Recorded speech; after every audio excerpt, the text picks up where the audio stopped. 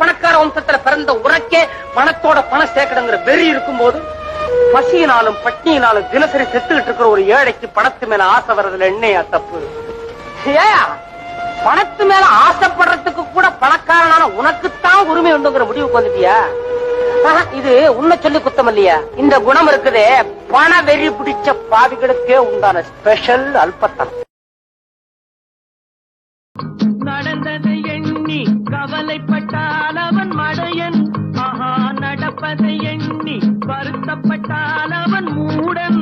போடா வருவது வரட்டும் என்பவனே நல்ல ரசிகன், அவன் இவனே இவன் அவனே. அட இன்றும் இல்லை நாளை இல்லை இரவில்லை பகலில்லை